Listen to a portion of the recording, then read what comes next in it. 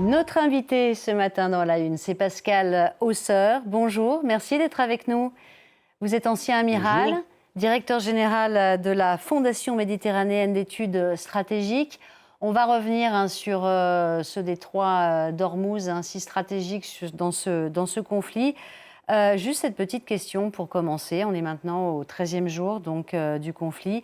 Donald Trump qui répète au site d'information Axios que la guerre prendra bientôt fin. Ça vous inspire quoi?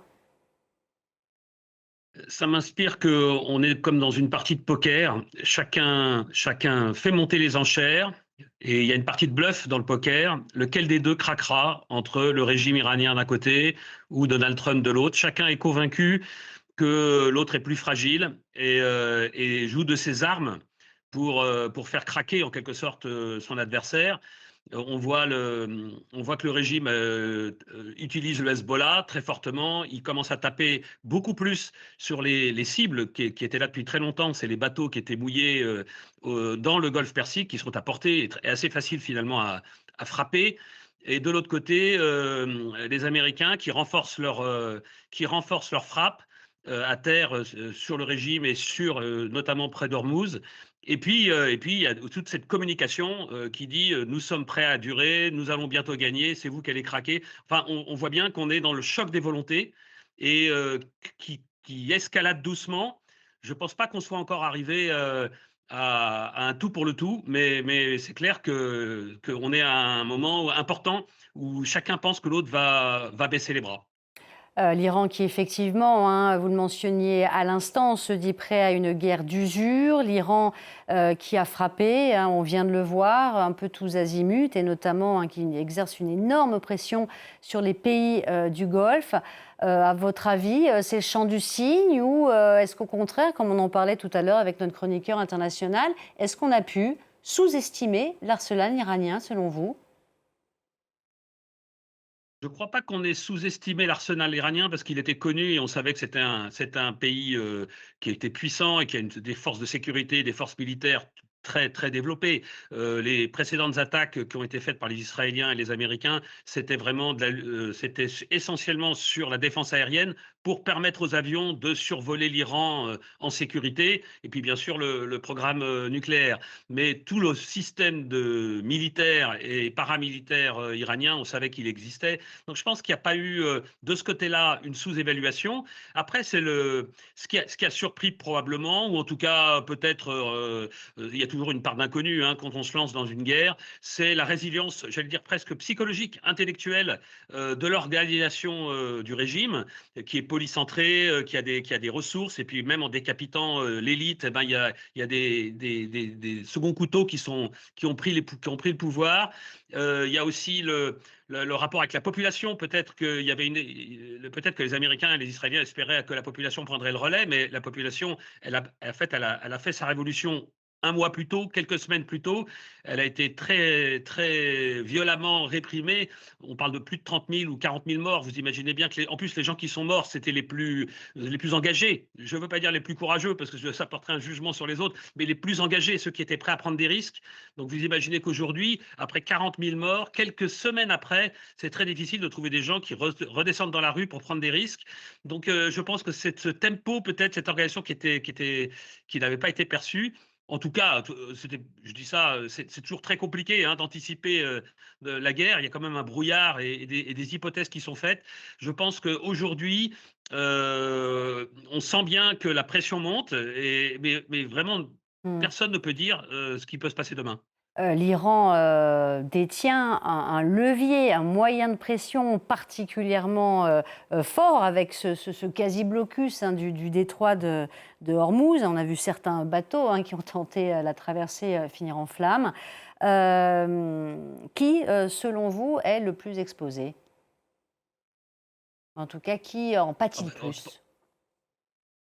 les pays du Golfe, là, c'est les pays arabes du Golfe qui en pâtissent le plus. Mais le blocus d'Ormuz, le vrai blocus, qui en fait, le plus facile, c'est vraiment de lancer des centaines et des milliers de mines. Et là, plus personne ne bougera, parce que les mines, c'est vraiment l'arme de dissuasion suprême dans ce genre de configuration. Je note que les Iraniens n'ont pas à ce stade, ils n'ont pas véritablement joué cette arme-là, là, ça serait vraiment la fuite en avant. Parce que les Iraniens profitent encore d'Ormuz, hein, ils continuent à exporter un peu de pétrole vers la Chine, à peu près, si mes sources sont bonnes, à peu près autant pendant cette guerre qu'avant la guerre. Donc en gros, 2 millions de barils par jour, ce qui n'est pas beaucoup, mais enfin, c'est un petit flux d'exportation qui leur apporte de l'argent, hein, et qui leur permet aussi de faire marcher le système.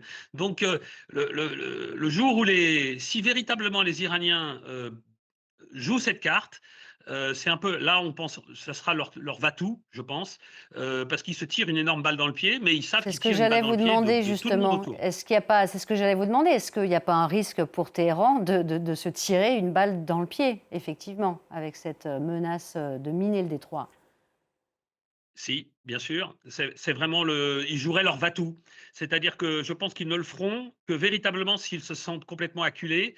N'oublions pas que ce régime est aux abois de toutes les façons, même s'il tient, hein. Il est aux abois en extérieur, parce sous les frappes américaines et israéliennes, mais il est aussi aux abois à l'intérieur avec sa population.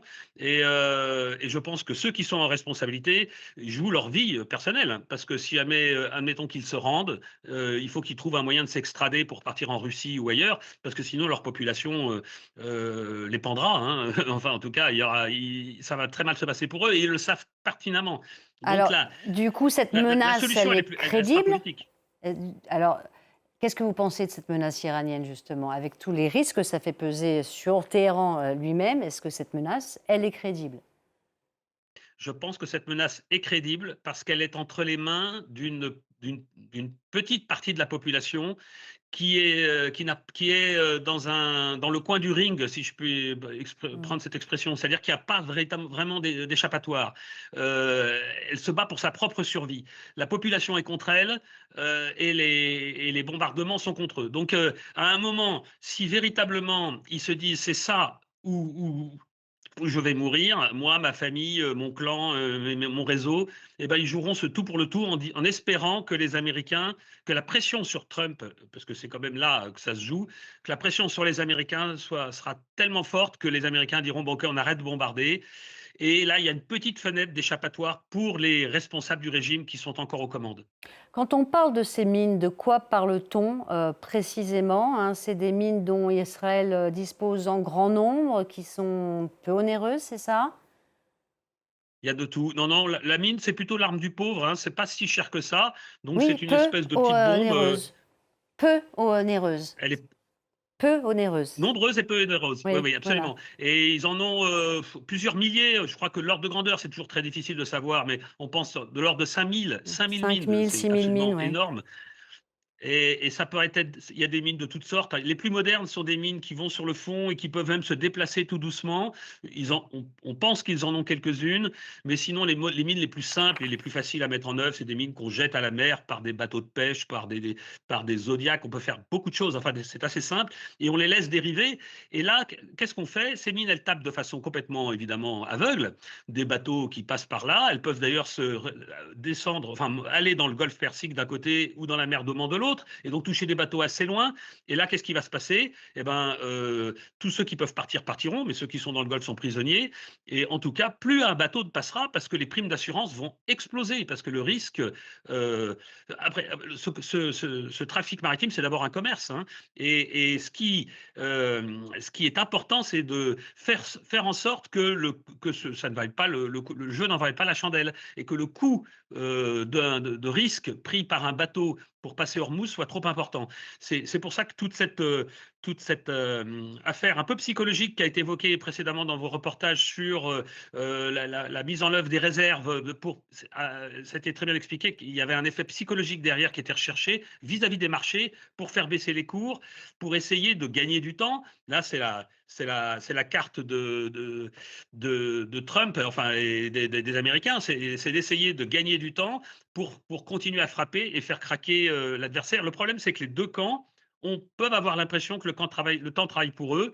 Le régime iranien pense que Trump est fragile et que plus on va se rapprocher des dates fatidiques des élections, et plus il va être nerveux et il risque de changer d'avis, comme il l'a fait souvent d'ailleurs. Mhm. Et les Américains se disent, ils sont très affaiblis, avec un peu de chance. Ils ne changent, les gens en responsabilité ne changeront pas d'avis, mais autour d'eux, il va y avoir des gens qui vont se dire, on ne peut pas continuer comme ça, Mmh. il faut éliminer les gens en responsabilité et proposer un deal aux Américains. Merci beaucoup Pascal Hausseur. Donc